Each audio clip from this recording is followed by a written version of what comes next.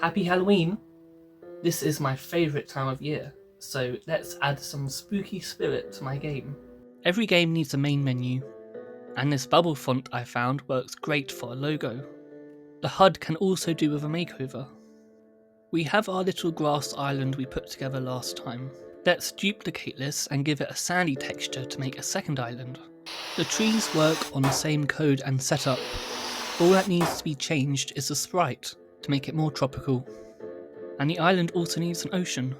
We can't be walking on water, so let's talk about states. We can give our player different states based on conditions, and depending on the state we can then make our character behave differently.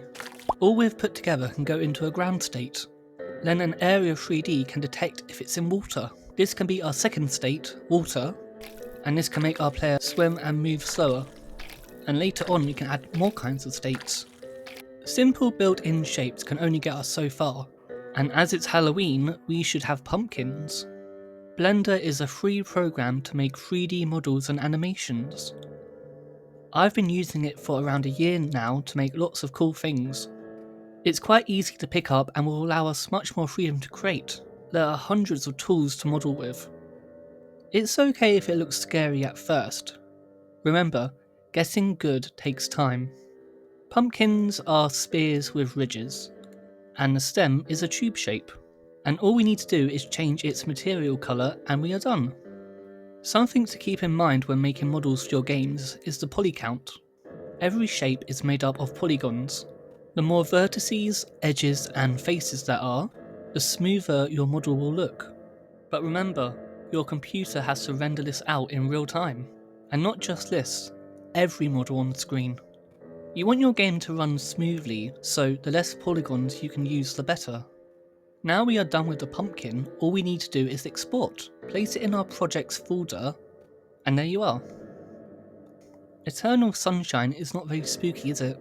Using an animation player we can rotate the directional light, and change the sky colours to smoothly transition from daytime to sunset to nighttime. This took some trial and error to get something I'm happy with. Now it's dark, I can't see anything.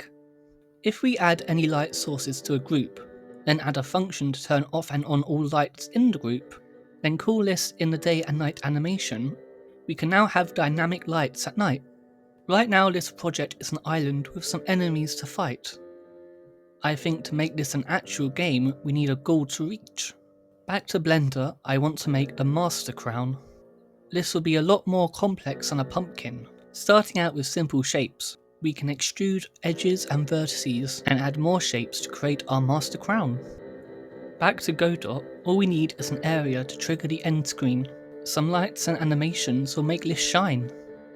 I love the idea of a bird's eye view of the kingdom, so I added a second camera high up, and we can turn this on when we reach the end goal. Our enemies are not very scary, are they? Let's give them a glow down. My idea was that they would be rocky monsters from deep underground. The surface would be soft and squishy, so these guys would be rock hard. In Blender I started with a simple cube shape, and I used the slicer tool to cut chunks out. Then using cubes I extruded their faces to make its arms and legs.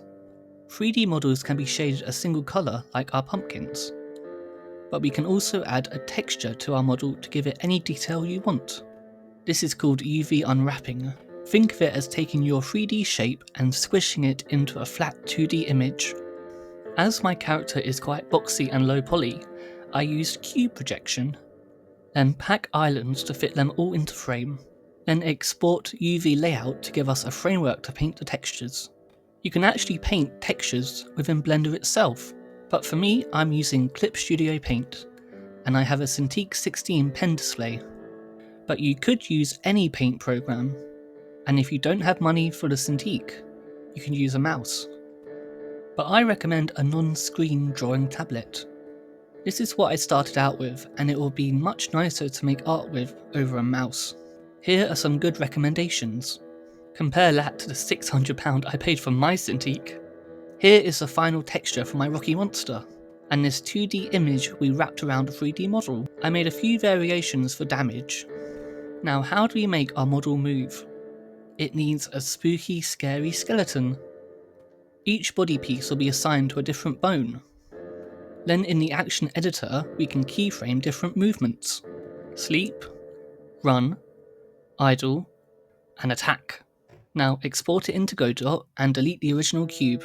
An animation tree can manage all our animations and the transitions between them. Remember states? They can also apply to our enemy.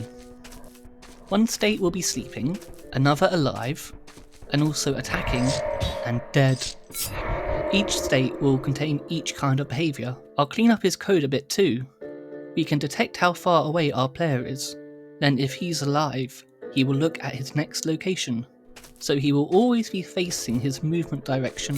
Now if I'm making this look easy, it's really not. I didn't show you all the hours of tinkering and bug fixing, but that is the reality of game development. It's never easy, it never goes the way you think, but you need to stick with it. You need to hunker down. Next time I'll be adding a 3D model to my player character and adding a quest book, which should be really fun. So if you enjoyed this video and you want to follow along with my game development, consider subscribing, and a big thank you to all my Patreon supporters.